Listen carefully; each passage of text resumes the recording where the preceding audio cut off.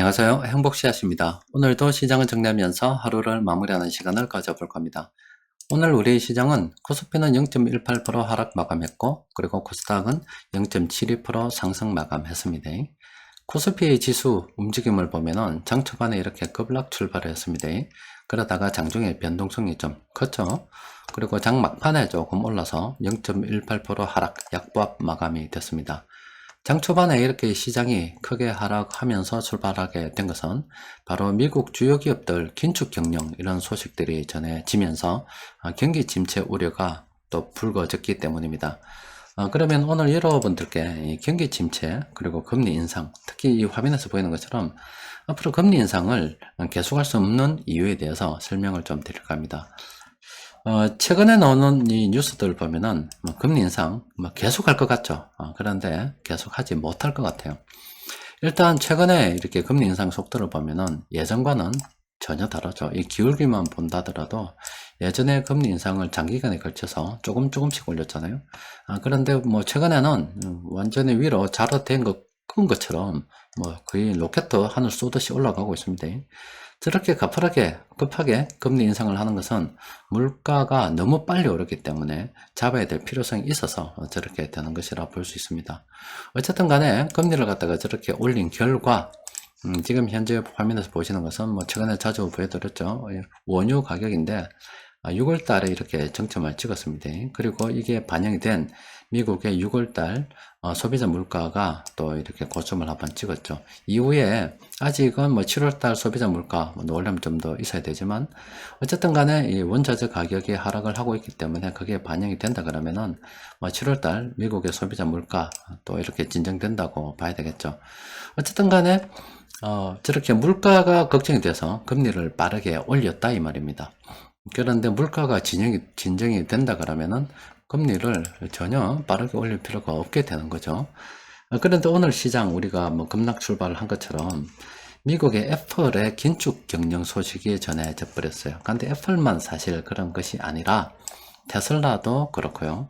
마이크로소프트도 그렇고 또 미국의 트위터도 그렇고 하여튼 미국의 그 주요 기업들이 사람들을 갖다가 해고하고 또 긴축 경영을 한다는 그런 보도들이 계속 나오고 있습니다. 그 실제 기업들의 설비 투자가 줄어들게 되면은 당연히 그거는 향후 미국의 어떤 성장률에도 영향을 미칠 수밖에 없겠죠. 그리고 그뿐만이 아니라 지금 중국에서 마카오 봉쇄 이야기가 또 나오고 있습니다. 마카오 봉쇄하고 또 중국 여행 조심해야 됩니다. 중국 여행 잘못 갔다가 한번 그중에 확진자 수가 누구라도 나오게 되면은 집에 못 올 수도 있습니다. 하여튼 중국에 다시 이런 봉쇄 이야기가 나오고 있대 말이요. 그런데 저런 봉쇄가 지난번에 상해 봉쇄 있잖아요. 이후에 중국의 이 경제 성장률을 봤을 때 예전에 비해서 지난 분기 정말 형편없죠. 7월 15일 날 발표된 겁니다. 형편이 없잖아요. 그것은 저 봉쇄가 곧 이 성장률에도 영향을 미친다는 이야기입니다. 자, 그럼 정리를 좀 해보면 이렇습니다. 그동안 미국에서 금리를 많이 올렸어요. 이렇게 많이 갑자기 또 급하게도 올렸습니다. 그거는 물가가 걱정이 돼서 그랬었다 이 말입니다. 그런데 일단은 지금 현재도 미국 같은 경우에 7월 달에 FOMC에서 기준금리를 0.75% 올릴 수 있다. 뭐 이런 이야기 나오고 있잖아요. 그거는 이제 물가를 갖다가 확실하게 잡아버리려고, 경기 침체는 일단 뒷전이고, 물가를 잡아버리려고 그런 뭐 조치를 취하려고자 하는 건데, 어쨌든 간에 이렇게 물가가 잡히게 되면은 그 다음 걱정해야 되는 것은 경기 침체입니다. 그런데 경기가 특히 경제 성장률이 나쁘게 나올 것은 이미 정해진 겁니다. 왜냐하면 미국 같은 경우 주요 기업들 지금 투자를 줄이고 있습니다. 또 사람들을 해고하고 있고 이거는 다음 분기 그리고 다다음 분기 이렇게 계속 성장률 반영이 될 겁니다. 그리고 중국의 지난 뭐 상해 봉쇄 이거 이미 성장률에 반영이 됐고 이번에 마카오 봉쇄 같은 경우도 뭐 상해보다는 그 규모가 크지 않겠지만은 성장률에 반영이 됩니다. 그렇게 되면은 경기 둔화를 지표로서 확인하게 되는 거죠. 그렇게 되면 물가가 앞으로 어떻게 될는지 모르겠습니다만은 연준은 고민하지 않을 수가 없죠. 금리를 올려야 되나 말아야 되나 고민할 수밖에 없죠. 그럼 이번에는 뭐 그렇다고 손치더라도 지금 9월 달에 미국의 기준금리 결정이 있어요. 이거는 0.5% 예전에 제가 적어 놨었는데 이렇게 못 올릴 가능성이 굉장히 크다고 저는 봅니다. 물가는 이번에 올리게 되면 어느 정도 좀 잡히겠죠. 그리고 이 경기 둔화 소식이 자꾸 전해지게 되거든요. 실제 이제 지표로도 확인이 가능한 그런 상태입니다. 그럼 연준은 이 가운데에서 이게 물가가 걱정인지 경기 둔화가 걱정인지 고민해야 되는 시점이 온다 이 말이죠. 그게 저는 9월달이라고 보면 여기서부터 시작인데, 잘하면은 9월달부터 동기를 넣을 수도 있다는 저는 그런 생각도 하고 있습니다. 그리고 이게 0.5 적어놨지만 이거는 터무니가 없고, 물가가 뭐 어떻게 될는지 확실할 수는 없어요. 확실할 수 없지만 이미 지금 뭐 경기 둔화 관련 성장률 관련 지표들은 곧 나오게 돼 있습니다. 다음 분기부터 쫙쫙 미국에서도 지표로 확인되게 돼 있는데, 그때 또 물가 잡는다고 뭐 이미 금리를 올리기도 참 어중간하고, 그렇다고 해서 이 경기 둔화를 무시할 수도 없는 상황이라서 일단은 금리 동결하고 관망할 수도 있지 않을까, 그렇게 생각이 됩니다. 그러니까 지금 현재 여러 가지 보도되는 자료들 보면은 정말로 난리죠. 지금 금리를 갖다가 올려서 지금 파산을 하니 많이, 이자를 얼마 더 내니 많이, 이런 이야기들이 굉장히 나오는데 지금 분위기에 타다 보니까 그런 겁니다. 여러분들께 늘 말씀드렸다시피 지금 미쳐가지고 있습니다. 그 언론사들이 미쳤어요. 옛날만 하더라도 이 메이저 언론사 이것밖에 없었거든요. 그런데 좀 다변화되면서 중소 언론사들이 지금 난립하고 있는 그런 상황이고, 게다가 이제 뭐 개인 방송까지 누구나 지금 다 언론인이 될 수 있는 그런 상황이라서 이게 더 규모가 더 커요. 이런 식으로 예전에는 우리가 제한된 이 뉴스만 보고 있었는데 이제는 막 이 정보를 접할 게 엄청나다 이 말이에요.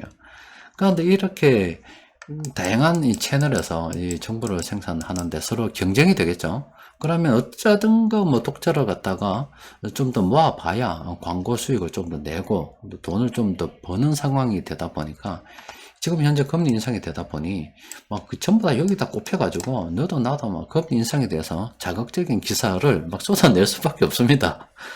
그러니까 지금 사람들이 막 예전보다 훨씬 더 불안하죠. 그러니까 중간이 없는 것 같아요. 예전에 이게 뭐 이런 식으로 해서 이게 가운데이고 이게 100%있고 0%이면 보통 뭐 어느 정도 중도라고 있잖아요. 중간도 있고 뭐 좀 비관적으로 보는 것도 있고 좀 긍정적으로 보는 것도 있다 손치면, 요즘은 그런 거 없어요. 그냥 양극단만 있는 것 같아요. 뭐 있죠. 아주 좋거나 아주 나쁘거나 아주 좋거나 아주 나쁘거나 이런 것만 계속 흘러가는 것 같은데, 그게 바로 이래 쓰잘데기 없는 이래 비생산적인 이런 정보들이 언론사들이 너무 많이 날려버려서 이런 현상이 벌어지고 있는 것 같아요. 일단 저는 여러 자료를 좀 시합을 했을 때 지금의 현재 금리 인상에 대한 어떤 분위기 강력하죠. 또 그리고 우리가 8월 달에 기준금리 인상할 것 같아요. 이번에 역전될 가능성이 굉장히 크기 때문에. 그런데 미국의 지금 9월 달 FOMC에서 뭐 잘하면은 동결까지도 할 수 있지 않을까, 뭐 일단 저는 그런 생각도 좀 해봅니다. 그러니까 금리 인상이 된다고 너무 쪼리거나 걱정하지 마세요. 또 경기 침체에 대해서 신경을 또 쓸 수밖에 없는 그런 상황이 또 나올 겁니다. 자, 오늘 우리 시장 수급을 정리를 좀 해보면은, 일단 외국인들이 오늘도 좀 매수했어요. 오늘은 소형주 좀 많이 매수했네요. 운송 장비 같은 경우는 여러분들 계속 보셨죠? 이거요, 지금 최근에 공매도가 있니 뭐니 해도 운송 장비 쪽으로는요, 이제 외국인들이 계속 매수했습니다. 세력들도 계속 매수했고요. 지금 운송 장비 업종은 세력들이 계속 매수하고 있습니다. 그리고 최근에 이래 보면 화학, 그리고 서비스업, 뭐 의약품, 특히 의약품 같은 경우는 지금 코로나 바이러스 확진자 수가 또 늘어나잖아요. 또 앞서 뭐 경기 침체 관련해서 말씀을 좀 안 드렸는데, 지금 우리나라뿐만이 아니라 전 세계 코로나 바이러스 확진자 수가 자꾸 증가하고 있는 그런 상황입니다. 기울로 갈수록 점점 더 늘어나겠죠. 그러면 사람들을 예전과 같이 통제는 할 수 없겠지만, 나가지 마라 그래도, 나가라 그래도 사람들은 몸살이 나고 조금 이동을 자제할 수밖에 없는 그런 상황이 되겠죠. 이것도 경기 침체에 한몫을 할 수가 있습니다. 그러니까 금리 계속 올리기 힘들다는 겁니다. 어쨌든 간에 이런 업종들 좀 현재 싸니까 좀 우리가 관심을 가져봐야 됩니다. 일단 오늘 세력들이 뭐 공통적으로 매수한 종목 별로 없을 것 같아요. 왜냐하면 금융 투자 쪽에서 많이 팔아봤어요. 그래가지고 별로 없을 것 같습니다. 수급 분석대 검색을 보면 동아 ST라고 한 종목 딱 있는데, 딱 보니까 동아 ST는 뭐 현 시점에서 충분히 긍정적으로 검토해 볼 만합니다. 그렇다고 해서 내일 당장 매수하는 건 안 됩니다. 왜냐하면 단기간에 좀 너무 많이 올랐잖아. 이런 것들은 좀 지켜보다가 일단 관심 종목으로 등록해서 좀 지켜보다가 현금 흐름도 좀 살펴보고 좀 여유를 가지고 가십시오. 뭐 하라 그러면은 뭐 지금 곧바로 뭐 실행을 옮기는 사람들이 있어서 참 이렇게 공개된 자리에서 이야기할 때는 조심스럽습니다. 자, 오늘도 보면은 이 변곡점 지표를 통해서 8종목이 검색이 됐는데 다 긍정적으로 봐야죠. 최근 들어서 이렇게 변곡점 지표를 통해서 검색되는 종목들이 엄청 많죠. 다 긍정적으로 봐야 되는 그런 종목들입니다. 지금은 금리 인상 때문에 다 안 좋습니다. 또 물가가 높아서 다 안 좋아요. 뭔가 제대로 돌아가는 게 없습니다. 그런데 저 금리 인상 계속할 수 없고요. 예전에 여러분들 1970년대 5.1 파동 때 금리를 갖다가 급격하게 올렸다가 내렸다가 이거 보여드린 적이 있잖아요. 그런 것처럼 지금 쟤들도 정신을 못 차리고 있습니다. 왜 정신을 못 차리냐면 미국 물가가 9% 올라간 지가 지금부터 한 40년 전인데 40년 만에 올라갔단 말이에요. 41년입니다. 그런데 이때 빵살부터 쳐도 오늘 41살이고요. 이때 뭐 초등학생이면 알겠어요. 한 10살이라 쳐도 그럼 요즘부터 태어났었을 거 아닙니까? 이래 보면은 이제 50살입니다. 이제 지금 40대 50살 뭐 이런 사람들이 지금 어딜 가도 중력으로 하여튼 뭐 회사에 가면 중력 의사 결정을 할 수 있는 그런 자리에 놓여 있는 사람들이 굉장히 많을 거다 이 말입니다. 근데 그 사람들이 지금 현 상황을 한 번도 경험을 해보지 못했어요. 그냥 역사책으로만 봤지 이런 상황을 경험해 보지 못했다 이 말입니다. 그렇기 때문에 또 예전 상황과 지금 상황이 뭐 완벽하게 같을 수는 없겠죠. 그러니까 시행착오가 있을 수밖에 없는데 그 시행착오의 결과가 급격하게 올렸다가 급격하게 내렸다가 급격하게 올렸다가 급격하게 내렸다가 이렇게 반복될 수밖에 없지 않을까 싶어요. 그래서 뭐 지금의 금리 때문에 굉장히 고민이 많은 사람들이 있을 겁니다. 그런데 변동금리잖아요. 그러면 또 좀 참다 보면은 올 연말 그리고 내년 초에는 다시 좀 편해지는 날이 오지 않을까 싶어요. 그리고 지금 대출 금리 때문에 좀 힘들다 그러면은 좀 교훈 삼으십시오. 너무 욕심적이지 말고 적당하게 가십시오. 뭐 그래 한 방에 많이 먹을 거라고 빚내 가지고 뭐 좀 대충 살면 되는데 억지로 하다 보니까 문제가 생기는 거잖아요. 그러니까 살아가면서 문제가 안 생겨야 됩니다. 한 방에 크게 벌고 운이 뭐 맞아서 그러면 참 좋겠지만은 실컷 잘 나갔다가도 한번 삐끗해서 뭐 날아가 버리면 그동안 했던 거 다 날아갑니다. 그러니까 조금 천천히 가더라도 문제없이 가는 게 좋지 않을까 싶습니다. 그런 면에서 현재 우리가 주식 투자를 할 때도요, 너무 급하게 가지 마세요. 자신의 상황에 맞게 무리하지 말고 접근하라고. 문제 생기는 사람들은 극단을 달리는 사람들이 문제라니까. 똑같다니까요. 사람 심리가 뜨거워졌다가 금방 식었다가 이런 것처럼 뜨거워졌을 때 그 뜨거운 가슴을 안고 대출을 뜨겁게 내버린다니까. 주식도 뭐 빚내가 입에 사본다니까. 그런데 항상 느끼듯이 뜨거울 때는 시장이 고점이거든. 빚내가 뭐 샀을 때는 시장이 고점이라 이렇게 떨어지게 돼 있거든. 차가울 때 반대로 움직여야 되는데 안 그래요. 그래서 이게 안 된다 그러면 뜨거운 가슴을 가지고 사는 건 좋은데 이게 투자에 있어서 쉽게 뜨거워지거나 쉽게 차가워지면 골치 아픕니다. 차라리 잘 모르면은 미지근하게 가세요. 미지근한 물이 오래 갑니다. 자, 오늘은 또 여기까지 정리하도록 합시다. 이상입니다.